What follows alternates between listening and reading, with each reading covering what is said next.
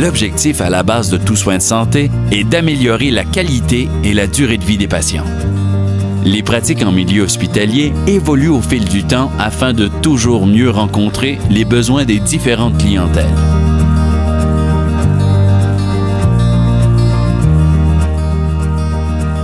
La personne âgée, elle a des caractéristiques qui sont propres à elle et donc il faut tenir compte si on veut être capable d'y offrir un plan de soins, un plan de traitement adapté. Avec le vieillissement, la personne âgée, évidemment, va subir des changements physiologiques, mais elle va aussi cumuler des maladies chroniques qui évoluent souvent depuis plusieurs années. Donc tout ça fait en sorte que la personne âgée peut avoir un état un peu plus fragilisé. Donc, lorsqu'elle se retrouve avec une maladie aiguë qui l'amène à l'hôpital, elle est souvent dans un nouveau milieu qui peut lui paraître hostile. Et à ce moment-là, les risques de complications sont plus grands. J'étais tellement fatiguée que je dois vous avouer que je les trouvais bien fatigantes de vouloir à tout prix me faire marcher et sortir du lit. Un adulte en bonne santé peut facilement rester alité quelques jours puis il ne sentira pas nécessairement de conséquences néfastes. Une personne âgée, elle, au contraire, va vite développer des séquelles de son immobilisme. On pense souvent à tort que de rester alité ou de se reposer, ça va être salvateur, ça va être guérisseur, profitable, mais pour la personne âgée, c'est vraiment lourd de conséquences.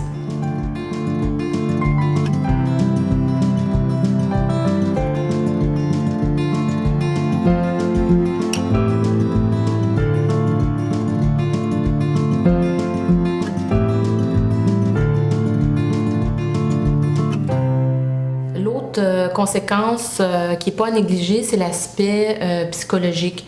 Les patients alités vont souvent avoir moins confiance en leurs moyens, vont avoir plus peur de chuter, vont rester plus isolés, vont moins demander.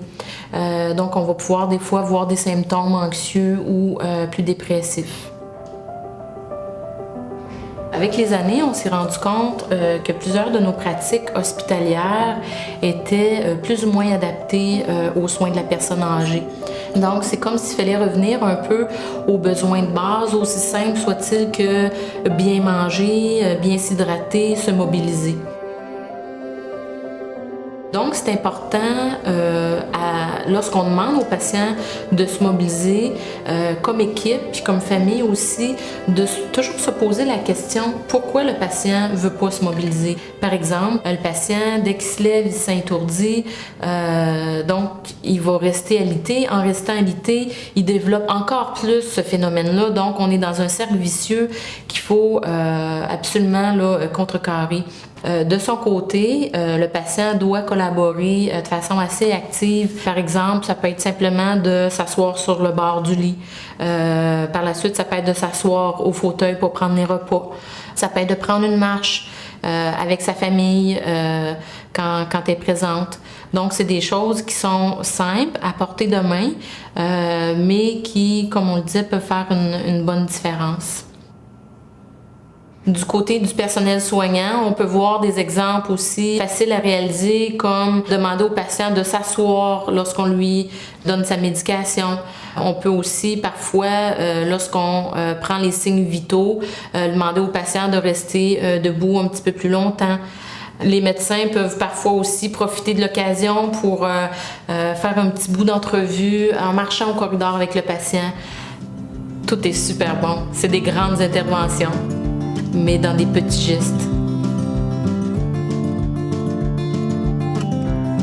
Au début, j'avais pas faim et surtout pas le goût de bouger. Mais petit à petit, j'ai repris des forces et ça m'a encouragée. Vous savez, moi, il n'y a rien de pire que de me sentir inutile et incapable de rien faire. On a besoin de la collaboration des familles. Puis surtout aussi, c'est de l'encourager puis de lui faire comprendre l'importance à ce qu'il se mobilise tôt dans sa récupération. Comment les familles réagissent? Habituellement, elles réagissent assez favorablement au fait qu'on reconnaisse l'importance qu'ils ont participé au traitement. Souvent, ça va les rendre, je dirais même, moins anxieux de savoir exactement ce à quoi on s'attend d'eux, à quelque part, c'est un peu de leur faire confiance, de leur dire qu'ils font partie de l'équipe. Au début, j'y croyais vraiment pas. J'avais le goût de leur dire de la laisser se reposer, de la laisser tranquille. Écoutez, je suis la première surprise de voir comment elle a récupéré. Et je suis vraiment fière d'avoir participé à son rétablissement. Je sens vraiment que j'ai contribué avec l'équipe de soignants à la remise sur pied de ma mère.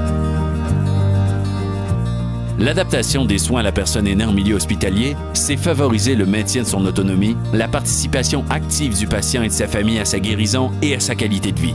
Il est important de changer nos perceptions pour permettre à nos aînés de vieillir mieux, dans le bonheur et la dignité.